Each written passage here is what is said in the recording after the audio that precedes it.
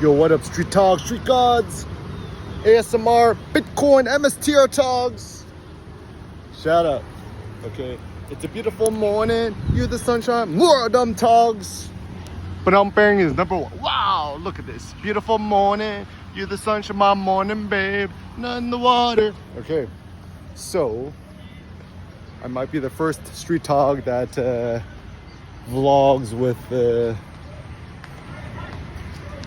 iPad Pro, front-facing camera, and ultra-wide mode. The King's birthday? Not sure. All right, so some thoughts. First thing is, if you want you to be happy, yeah, look how happy everyone is. Man, this place, paradise. Actually, the sad thing is, shout out to one of the teachers, Seneca's teachers. One of the ideas is that, yeah, like, I mean, I studied sociology forever, right? Human, we's a social species, and we tend to like have problems when we stop that, right? And one of the critiques about life in America is that people are so isolated. Like, I was even thinking about it. It's like Seneca says this all the time too, like Vietnam versus LA, right? LA is interesting because it's actually very like densely populated, but it's also kind of like suburban and sprawling, and as a consequence, it's kind of hard to see people because no one's walking around. Like, look at everyone doing the morning walkings, right? Like everyone be doing the morning walks, right? And like, I'm almost starting to think that like walking is the existential thing. I don't know, like Timur and Nassim Taleb, I wonder if actually walking is actually more important than eating, sleeping, and whatevs, right? And I almost feel like 99% of life's maladies can be cured or solved or resolved by just going on a 5-hour walk, throw your AirPods and your iPhone to the trash, zen out, take a nap, get a 90-minute massage, super hot sauna, super cold ice bath, whatever, right? To get out of your head, you gotta get out of your body, right? But anyways, so some life thoughts. Okay, so let me like think about this morning. It's like people talk about heaven and hell, this, right? And I think a lot of people kind of mistake this and take things too literally. So for example, it's my personal thought that heaven and hell are metaphors, right? And I mean, my thought too, our best friend Jesus, right? Like, I think St. Paul and other people, they kind of misconstrued his message and turned it into something else, right? And so, for example, when Jesus said, kingdom of God is already within you, and the eyes of a child, right? Like, Jesus is very wise, right? And this is actually the funny thing, is that like, how come nobody ever talks about Jesus as a philosopher? Right? Like, I don't think there's any modern person, academic philosopher person, right, who's ever actually done a critical thought, like, okay, like, assuming there's no mysticism, right, and let us say with 100% certainty, and I'm sure it is, right, that Jesus was in fact a real life human being, right, probably more likely to have existed than Milo of Croton or Homer, right? And let us assume that everything he's saying was like metaphorical, right? So the fishes and loaves, teach a man to Bitcoin, Michael Saylor, right? It's like more about like humans helping each other, right? Like, how do you magically take loaves and bread and fishies and you multiply it? Essentially, it's like through human goodwill, right? Like, so for example, me, like, you know, as a wealthy American here in Cambodia, I'm like essentially living on Fifth Avenue, like life is on steroids, and you know, essentially economically speaking, I've kind of 10x'd my income. Like, for example, in America, like $1 million can't even get you nothing no more. It'll give you like a half decent condo in a bad neighborhood, right? Whereas if you have $10 million, now you could buy like, you know, a nice house, right? Cambodia is the same thing too, is like here, like a good salary for a young person out of university is like $250 to $500 a month, right? And then the 10x math, right, is to that person, like let's say you're from the provinces, right? It's like $2,500 a month or $5,000 a month for like an 18, 19, 20, 21-year-old. Like that's pretty good money, right? And assuming that America did not have inflation, like I still remember that, I went to UC as an undergrad, studied sociology, right?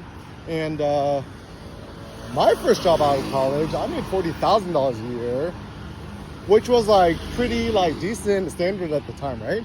Now because of inflation, it's almost like the standard is like at least $70,000, $80,000 a year for even a random starter job, right? Is it like, it's just like the cost of living is implausible otherwise. And the thing that kind of is tricky and difficult in America is even if you make $10 million a year, right? Life in America is too stressful, and also like American culture is not very sabai. Sabai means happy, and both in Khmer and also Thai. I need to study this more, right? So as a consequence, even if you use like a trillionaire in Beverly Hills, you still get murdered on the 405 in your Rolls Royce, right? And your 5 kids across your 2 wives in 3 different private schools, like they're gonna have problems and stuff like that. Life ain't so good, right? And so life ends up being kind of miserable and stressful forever. Now the panacea and the antidote is, it's impossible to change things, right? Like you can't, like it's difficult to control your mood. Nobody can control the markets. Not even God can control the markets. And what can you control?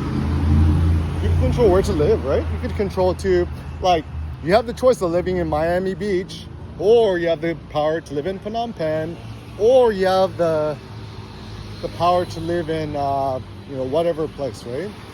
And typically my thought is, and this is where it makes sense, like, okay, assuming you're an investor or like some sort of self-employed whatever, right? Like even if you use a digital nomad here in Phnom Penh, Russian market area, you could rent a pretty nice, fully furnished apartment, brand new, full of like $500 a month, $300 a month. If you really want to slum it, you could afford probably like $120 a month, right? And then you could live super scrappy and make it work out for you. And anyways, as a consequence, this becomes interesting because you don't have to be like twiddling your thumbs waiting for Bitcoin to 10x or 100x or 1000x, because you're already done locked. They're like, boom, you could automatically 10x your money instantly. Now, how does this change your life? I would actually say only the primary thing is, okay, first, you'll be healthier, right? Like you could afford a 90-minute massage for $20, right? Get whenever, and essentially like you no longer get limited by time. You only get limited by opportunity cost of money. So for example, you have the power to get a 90-minute massage, or go to the gym and work out, or go back to your apartment, jump in the pool, hot sauna, steam sauna, take a nap, whatever, right? Or you have the power to do whatever else, right? Or you have the power to buy the matte blue, baby blue, pink Rolls Royce, right? Yeah, right? And so, wow, good morning. So yeah, anyways, life is good. And yeah, like, so for me at this point, right, like, I mean, the market has high velocity, high energy. It like, the market, Bitcoin powered, what else, right? Imagine like, it's like jet fuel on crack, right?